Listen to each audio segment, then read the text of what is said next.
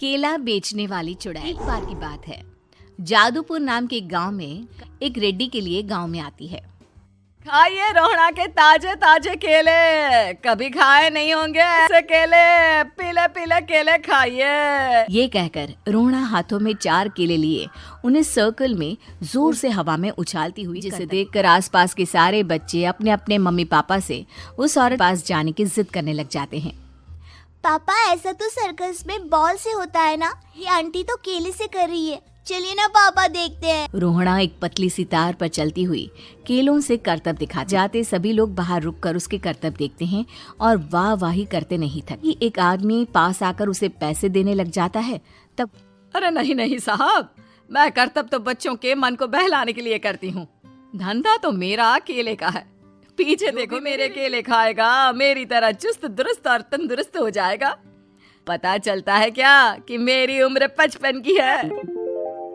अरे पर ऐसे ठंड के मौसम में कोई केला? ये ऐसे वैसे केले नहीं है साहब, ये शरीर में गर्मी देते हैं, ठंड को दूर भगाए, जो भी रोहिणा के केले खाए। पापा, अगर मुझे केले नहीं मिले तो मैं घर नहीं जाऊंगी। तभी उसके पापा कहते हैं कि बेटा, केले ठंड में कभी गर्मी नहीं देते। ये सब कहने की बातें हैं, सामान बेचने का तरीका है इनका। पर मैं केले खाऊंगी। पिंकी की जिद के आगे नत्थू हार जाता है और उसे केले खरीद कर दे देता है। पिंकी खुश होकर केले घर ले आकर खाती है। अब मैं भी करतब करूंगी, कितना मजा आएगा। जादुई केले। पिंकी पहला केला कि वो बेहोश हो जाती है। दूसरे केले से एक रोहड़ा चुड़ैल बनकर बाहर निकल आती है। मेरे भूतिया केले बच्चे न खाए, ऐसा हो ही नहीं सकता। जादूपुर वालों, कब तक बचोगे? आई हूँ मैं रोहड़ा, जिसका कोई नहीं कर सकता सपना। रोहड़ा पिंकी को गोद में उठाकर काले धुएं में कहीं गायब हो जाती है। नत्थू घर लौटता है और पिंकी को घर में ना पाकर उसकी माँ से कहता है, माँ पिंकी कहाँ है? अरे बेटा, उसे तो तू सुबह करतब खाने ले गया था ना, फिर कहाँ वापस आए तुम दोनों? मुझे लगा तू उसे अपने साथ मंडी ले गया होगा। हे भगवान, मेरी बच्ची कहाँ गई? गया था माँ, उसे घर ही तो। नत्थू गांव के घर कोने में अपनी बेटी को ढूंढता है, पर उसे वो कहीं नहीं मिलती। परेशान होकर आखिर रोकर नत्थू हिम्मत हारकर अगली सुबह रोहड़ा फिर से करतब दिखाने आती है और इस बार पिंकी की तरह रोनी केले खरीद लेता है। 50 रुपए दिए थे पापा ने, सारे पैसों की मैंने केले खरीद लिए। आंटी की तरह ही करतबबाज बन जाऊंगा। यही सोचते हुए रोनी केले खाता है और पहला अकेला केला आधा खाता कि चुड़ैल उसके सामने आ जाती है। मेरे साथ चलने का समय गया है रोनी।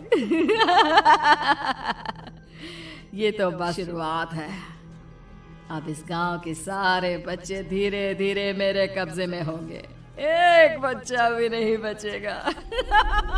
ये कहकर रोनी को गोद में लेकर काले धुएं में अदृश्य हो जाती है। इसके बाद हर रोज गांव में से कोई ना कोई बच्चा गायब होता, पर ऐसा क्यों हो रहा है किसी को भी समझ में नहीं आता। रोज की तरह अपनी बेटी पिंकी की तलाश में नत्थू गांव के एक तालाब के पास बैठा रो रहा था। कहाँ गई मेरी पिंकी? शकुंतला के जाने के बाद एक वही तो मेरा सहारा थी। अरे उसकी आत्मा कोस रही होगी मुझे कि मैं अपनी बच्ची को संभाल भी नहीं पाया। नत्थू ये कहता हुआ रो ही रहा था कि तभी तालाब में से उसे शकुंतला की आवाज सुनाई देती है। कहाँ थी तुम शकुंतला? हमारी बच्ची और सारे गायब हुए बच्चे रोहड़ा के कब्जे में हैं।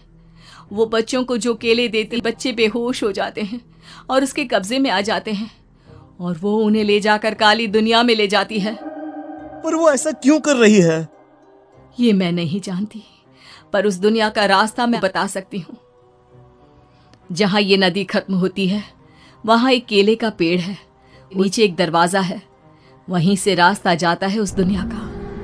ये कहकर शकुंतला की आत्मा गांव के सभी लोग झुंड बनाकर उसी रास्ते से काली दुनिया में चले जाते हैं और वहाँ देख के सारे बच्चे वहाँ काम कर रहे थे। पापा, ले चलो यहाँ से। पापा, पापा।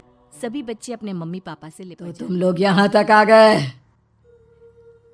क्यों हमारे बच्चों को पकड़ लिया उन्हें? तुझे शिकार ही बनाना है तो ले, हम सब आ गए हैं। नहीं, मुझे बच्चे चाहिए, मेरे बच्चे के तुम लोगों के बच्चे। क्या मतलब? मैं इसी गांव में रहने वाली एक औरत थी। केले की चोरी के इल्जाम में मेरे बेटे को गांव वालों ने इतना मर गया। उसी दिन मैंने ठान लिया कि गांव वालों का भी वही हाल करूंगी। कुछ दिन बाद बेटे के चले जाने के दुख में मैं भी मर गई और मेरी फटी आत्मा एक चुड़ैल बन गई। और फिर मैंने बदला लिया तुम सबके बच्चे कर। बर्दाश्त नहीं कर पाए ना, सोचो मुझ पर क्या बीती होगी। हमें माफ कर दो रोना, पता नहीं ये किसकी गलती थी पर हम सभी माफी मांगते हैं। हमारी खुशियाँ लौटा दो, तुम भी तो एक माँ हो। गांव वालों की बात सुनकर रोना का मन पिघल जाता है और वो बच्चों को छोड़ देती है। उसके बाद काली दुनिया बच्चों के लिए जादुई दुनिया बन जाती है। अब कोई भी कभी भी वहां आ जा सकता था।